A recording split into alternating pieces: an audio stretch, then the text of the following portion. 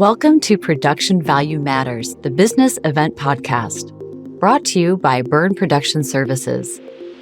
Here, we explore the different ways business events can bring value to your organization, the latest technological advances in the event space, as well as providing you with actionable strategies to make a business event a success.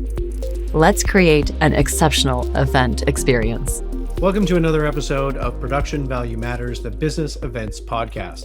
I'm really excited today to have Timothy Calder on the show, the Associate Marketing Director of Events at Achievers. They employ an activation of employee participation to bring business values and strategy to life. He's worked in events for over 10 years now and focuses most of his time on webinars, executive programs, trade show, and field marketing activities. Welcome to the show, Tim. How are you today? I'm doing well. Glad to be here. Yeah. Can you give me a brief overview of where you got your start and what brought you to where you are today? So basically, take me through your career a little. Sure thing. I mean, I studied politics and went to university, got my master's degree in that, and actually began the first 8 years of my career working for politicians, running political campaigns. I worked in constituency offices on Parliament Hill. I learned a lot about media, a lot about issues management in a very interesting time in Canada. It was a lot of minority governments, which meant we were facing quite a number of elections. And so at the tail end of that, we lost our the final election I participated in and had to discover a new career and faced a challenge of how to translate the skills that I developed working in the political world into a new career. And it took me quite some time to kind of figure that out. And I wound up at Salesforce in a marketing role. I got hired. They had just acquired a startup in Canada. So I was on a small marketing team, and I got to learn the inside out of a major tech corporation and how they work. After the first year, I moved to the Canadian events team, founding member. First year, we ran 10 events. By the time I left that organization, we were running about 150 across the country. So either, the Dreamforce experience for the Canadian population was under my portfolio. I did the road shows across Canada, the major conference in Toronto, did a lot of work with executive programs focused on acquiring relationships with CIOs across Canada. As I ended that portion of my career, I came to Sales Achievers because it was an opportunity to own the program end to end. They hadn't had a person in an events role in 3 years when I joined the organization. So it was a matter of taking over responsibilities for their annual user conference, building out a trade show strategy, and I've spent the last 6 years building out that program to now. I own the global events and webinar and virtual event team, a team of 4 people globally, events in London, events in Singapore. So really running the gamut. So that's where I am today. Excellent. So let's cast your memory back. So do you remember the day the pandemic lockdowns were announced? What happened to from your perspective, work-wise and perhaps personally as well? So just prior to the official lockdowns, I was in San Diego at the hotel where we were going to host our annual user conference. And the pandemic was sort of being referenced, but it wasn't being taken seriously. But I sent a message to my CMO because within our contract with that venue, there was a cancellation fee that was going to come up in 5 days that we had to make a decision. So I was on site with my team, selecting our upgrades with the sales rep, going, this is the additional AV we want. This is the rooms we want. And I get a text message going, you need to cancel. It was a very weird moment of changing a relationship with a sales rep from going, we're going to spend more money to, I know you've never had anyone cancel a full event, but now we're going to do that on site. And then coming back, the challenge was I came back and I was, immediately in quarantine. I actually was sick, but not with COVID the first week. So I never actually came back to the office, but I was very proactive that year. I'd signed my contracts for 80% of my activities that I planned in person in January and February. I was ready to go. And so spent a lot of time working with legal, working with vendors, finding out what are the cancellation policies of some of these contracts, or what are their plans to pivot to a virtual experience? And would that meet our needs? In terms of what they were planning to do it. And our experience, like some vendors did really well in terms of figuring out a model that would work virtually, and other vendors didn't. And so it was figuring out that first year was really rough. And then we figured out how to run our own activities. So that's where we started to launch our own webinar program. Previously, we'd spent a significant amount of money going on other people's broadcasts and bringing their audiences to our database. We figured from a cost perspective, if we figured out how to run this, we could do it more efficiently. And so we built up our audience over a number of years, testing and iterating to grow that experience. We had to run our user conference as a virtual experience. I had 8 weeks to figure that out. We secured Sheryl Crow as a concert for that experience.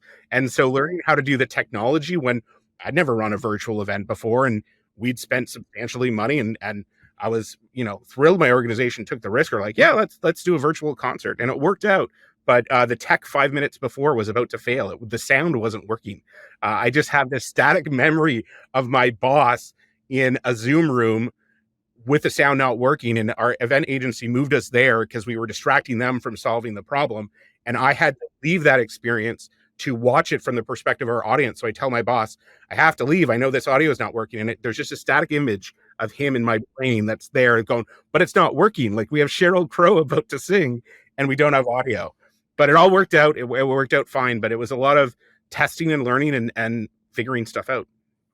Yeah, there were certainly many experiences earlier in the pandemic that any event professional over a drink will tell you the horror stories of things like the venue disappeared. That was the sense that I once got when we had the site that was hosting the event actually crash on the morning of the event, and it was like imagine being in a ballroom and the lighting is still there, and the audio and the stage and the video is all there.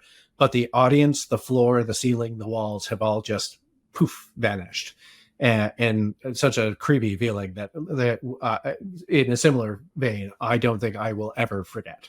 Well, the difference between in-person and virtual is in person, everyone knows something's gone wrong. You can call the waiters, like, bring in a glass of wine. Virtually, everyone assumes it's them. And so you have to build this entire customer support system to react quickly, because you've got potentially hundreds, thousands of people on the line, and they don't know that it's a you problem or it's a them problem. Yeah, 100%. So it's been a couple of years since lockdown and pandemic time. What change have you seen in attendees and exhibitor moods towards in-person events? In-person events are back. I was, when I was making my hypothesis of what was happening, I was concerned that, attendance at major trade shows might be down, that the CFOs might enjoy the fact that their T&E budgets had been reduced substantially. And so attendance at activities would be down. But within our audiences, within HR, that's not been the case. We've seen record attendance at the major trade shows and a real desire to connect at a human level. And so that's been exciting, that we know that it's back, and we're back full force.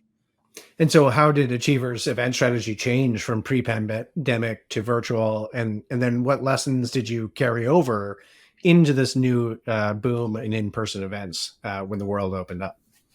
So pre-pandemic, we did a lot of sponsorships of others' activities. We were, like I had indicated, I joined the organization, and some of those muscle memories of how to do events had atrophied. So I was in the process of rebuilding our roadshow or our field activities and dinners and that type of stuff just prior to the pandemic happening. Now that we're back, one of the lessons that I learned through the pandemic and through doing virtual experiences, because they cost less to do, you can do more of them more frequently. And as a result, you can really test with what you do to see what works. Testing the email, like what copy, even what time it sends, HTML or HTML or text-based emails, what drives attendance, what do people respond to, even your follow-up campaigns. Because you're running these events so frequently, you can experiment with different activities. And so as I was developing the strategy for going back to in-person events, I wanted to maintain that sense of learning. And with major trade shows where the investments are in the hundreds of thousands of dollars, you can't really do that. You need to make sure that specific activity works. And so instead of investing in all the conferences we had typically sponsored, I sponsored a roadshow series that another vendor was doing to 20 different cities. And we took a part of that where we owned a workshop at every city where we delivered the same workshop. The content was the same. And that allowed us to test out whether different add-ons worked or not, what was the elevator pitch we would do in a booth, how we followed up on those campaigns. And again, it was a lesson from the pandemic of, by doing it frequently, you can test and learn and pivot to what's working and build out that effective campaign. And so that was something that I took out of the lesson of the pandemic to apply. And then as we think about major trade show investments, now the challenge with that is selling the organization on the substantial costs of those investments when they've gotten so used to digital experiences. They know that people want the human-to-human connection, but the price tag is high. So how do you reassure the business that, for those substantial investments, you're going to work the booth and so get the leads that you need, set up the meetings that you want, develop the brand reputation within that trade show, to justify that substantial cost. And so we're in the process of doing that. We've been going slow with our foothold back in trade shows. We're starting to talk about our 2025 and 2026 investments. So I'm excited by the fall. We've put a big strategy on our trade show, but it has changed the mindset. The organization, they can compare between the virtual experiences and the in-person. Yeah, I think in the pre-call, you and I had sort of spoken about, the difference between the tech world and the events world. And the tech world is, we are the best we have ever been today, and we will only ever get better. But that, to your point that you just made about, live events, there is no second. It's not a beta test. Like, you need to get it to that point. And that's been a struggle that event professionals found through the virtual, working with tech companies, and sort of feeling that pressure of needing it to be absolutely perfect because it's a one-off, one time, one place kind of event, but also struggling with the world of tech, which sort of believes, hey, this is as good as we are today, and we will always have an opportunity to be better.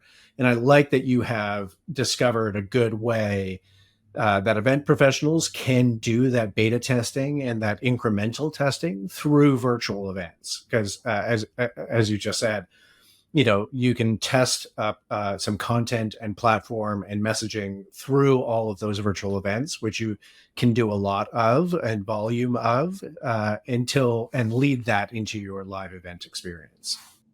Well, one of the other lessons that I took from virtual that I implemented in my in-person events and experiences is one of the activations we did virtually is we created virtual wine tastings, coffee tastings, experiential events. And so we created safe spaces for HR leaders to get together and solve problems. So we do 20 minutes of the experiential aspect. Then we would ask our customers to facilitate discussion amongst the peers. We would remove ourselves. We were observers to the experience, and we allowed the peers to speak to peers about the challenges that they were facing. And they got tremendous value from that. We always got very great, amazing feedback from the attendees that they got to solution. They got to talk about things that maybe they can't talk about within their own organization. They could talk to peers. So when we went back to in-person and I did our annual user conference last year in Austin, Texas, we were very mindful with the agenda and the learning that people know that they will get the recording of the session. They no longer have to attend the keynote or the breakout sessions. They'll get they'll get the content. They know that there's multiple ways that we're going to surface that to them. What they want is that connection to other people. So we were mindful. We had over 2 hours of our agenda during the midday where it was unstructured. We secured the rooftop where we had an espresso bar, and we encouraged people in small groupings to have conversations and to meet other people. And we didn't have any other activities happening within the event. It really was mindfully creating that space for them to connect. Pre-pandemic, we would have never done that. And certainly we may have created that networking experience, but we certainly would have had other content airing at the same time because we would have felt that immediate pressure to you're there for 2 days. Let's hammer the agenda with as much content as you can. No longer feel that pressure. We use the event as a stage to produce videos, to produce short videos, long videos for post-event. One of our more successful campaigns, and you can go on our website and see the Achievers Masterclass, which was inspired by recordings that we took at our annual user conference. And we did a virtual series that we ran in the fall of that year that was very successful with the content we produced at the conference itself. And so that's a major change of in my mindset, when I do our own events, it's a stage literally for virtual events in the future, and keeping that in mind, but also um, creating that sense of community that we were able to develop with the virtual experience. So, how's your approach to measuring event success change post virtual and hybrid and into those live events? Are there metrics that you find most valuable in assessing the event's impact? So the core metrics are really consistent, whether it's virtual or whether it's in person. Are we securing additional customer meetings? Are we generating pipeline and closed won opportunities? Like, those are standard metrics, regardless of the format across marketing that we measure. What's important when you're talking to in your planning process or talking about the strategy with your executives, when you're considering virtual or webinar programs, there's large volume on that, the amount of people that watch those content. So it really is a matter, one of the metrics that matters is, are we surfacing the people who are genuinely interested in solutioning versus those that are just educating themselves about an issue or topic, and only surfacing those qualified leads for sales that have a true intent, as opposed to those that are educational. Because if you send over 2,000 leads over to sales on one day, it's too much volume. They start to get annoyed about, these people aren't truly intentional. So you really have to work on your scoring system, your software, to make sure you're measuring the right things, that their interaction actually indicates that they are somebody who wants to take action.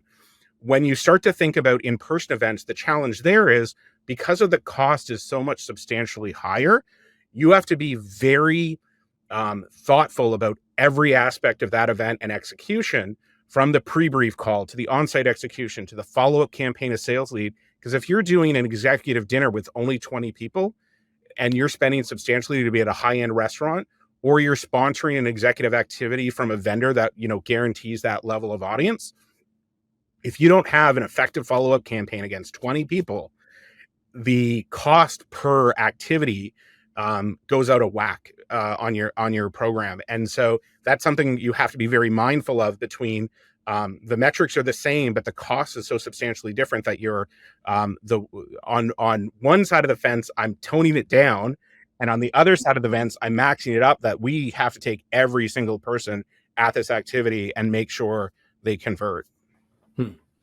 So, how has sustainability concerns influenced your event planning, especially with the shift back into person? Is there an example of sustainable practices that you've implemented in going back into in person? So there's two things. We're getting more and more requests from our audiences to provide some form of carbon offset credit initiative for the flights. And so that's a question we get before certain organizations will purchase tickets. So we've experimented with different versions of what that would look like, but that's something we need to tighten down. From a swag perspective, I've partnered with an Canadian organization called Copmo many times, because they create sustainable products that are based on local resources, and so I try and implement those types of activities within events. But it was after the pandemic was the first time I started to hear about what's your carbon offset credit program like. And so, going back to hybrid for a second, what do you think is the biggest challenge in creating a hybrid event that serves both in-person and online audiences effectively? I mean, we've talked about your transition from virtual and how that's informing your intent on in-person events, but in a hybrid format, you're splitting audiences a little bit. Are you being intentional with that? It's complex, and it's complex to advertise and promote those activities, because are you siphoning off people who otherwise would attend the event if they think that they will get the access to the content for free? And so you have to balance that out. Do you put a price on your hybrid experience to watch the content live? Once you do that, the level of expectation on production values goes up tremendously from those online viewers, because they have access to so much free content. And so you have to balance that out. And then on site, because you're paying for this equipment, you want to make sure you have a plan on site for what exactly you're going to use from a filming perspective. So what's going to be live, making sure you've made the right investments in internet and Wi-Fi at a facility. Not all hotels are really built or have those Wi-Fi systems. And so one of the lessons I came out of my conference, we got lucky, but they were doing construction in the Austin area around our hotel, and our internet live stream went down for, I think it was 1 minute or 2 minutes. We didn't get any drop off in attendees, but when we asked the hotel venue afterwards, they're like, "Oh, that happens from time to time." It's like, you didn't tell us that that happens from time to time. And our post event brief was, all right, in the future, not only do we have to ask before, but we need to have that plan for what equipment do we need if we have to have backup Wi-Fi for a live stream of an event in order to solve for that. So there's a lot more planning that way.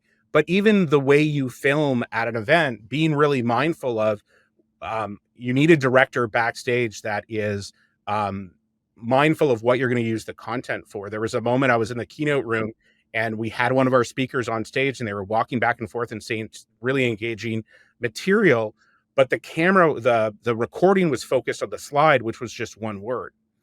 And it wasn't like, for me, that's like, well, that doesn't add any value. Like, flip the camera back and get to the person on stage that's having an engaging moment.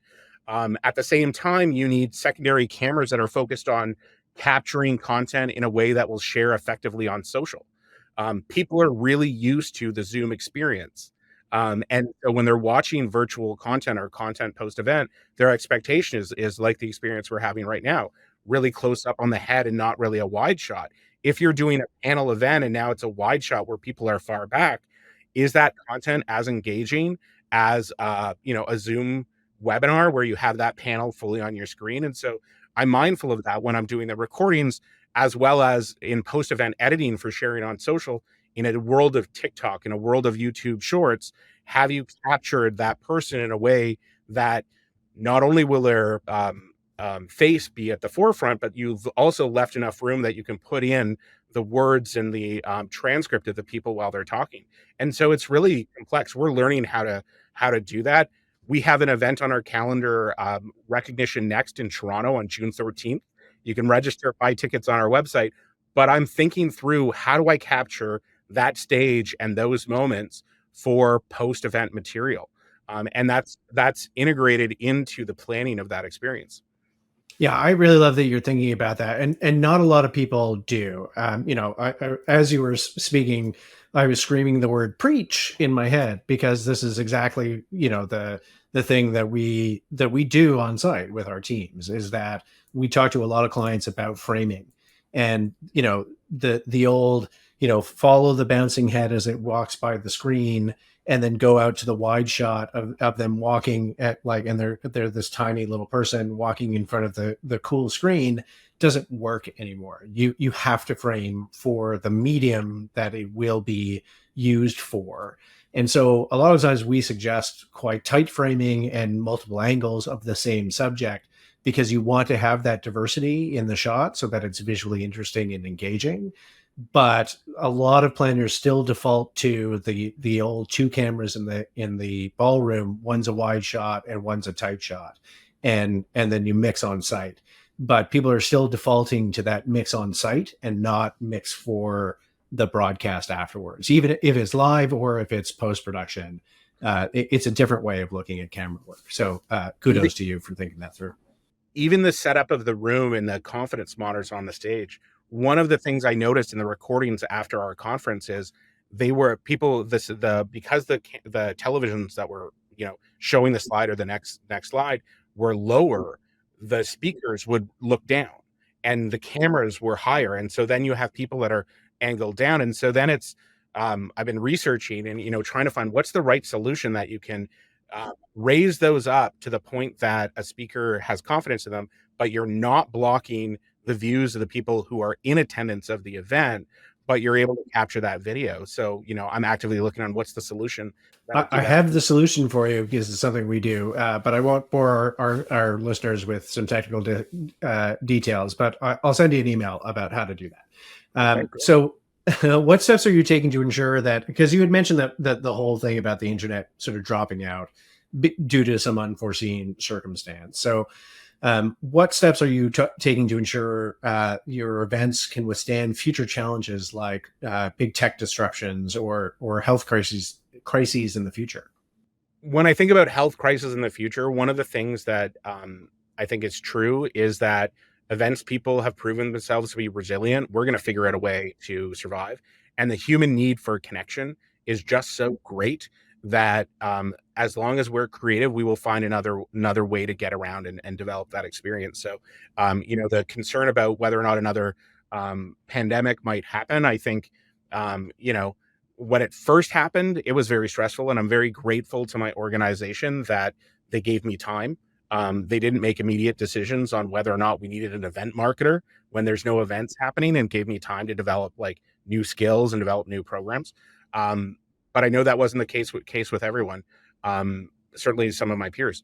So I'm not overly concerned about that. But we'll figure it out. But in terms of on-site events and Wi-Fi going down, it's always thinking about what's your plan B, what's your plan C. And so we've got a list of vendors that provide additional Wi-Fi outside of a venue. Now, whether or not we'll take the budget hit to do it, like that's something that comes up as we're analyzing the budget for it, and whether or not, if we were to lose screen time, whether that would have an impact, because we do have the post-event virtual. Again, if we're doing it's one of the reasons we pivoted away from paid hybrid and then going back to the model of let's just go free, because then you can lower the expectation from the attendee. So if something were to happen, it doesn't create as much tension as if, when somebody makes an investment, financial investment, the level of expectation of delivery is higher. And so if we're not in a position to do that, then we change our model. Absolutely. So what do you think is the most important lesson the pandemic taught you about event planning? And how has that lesson influenced your current event strategies? So because like that first year when, I'd done the diligence of actually signing up for my conferences in advance and laying out that money and then having to pivot, being very mindful of, my team knows how to forecast what is the outcome of this event going to be. They know delivery so that they can really effectively deliver on the cost against those metrics. And that's a skill, coming from Salesforce, there was a strong, they when they're developing events, they're focused on pipeline and opportunity. That was part of how, I developed my career. I knew that was important.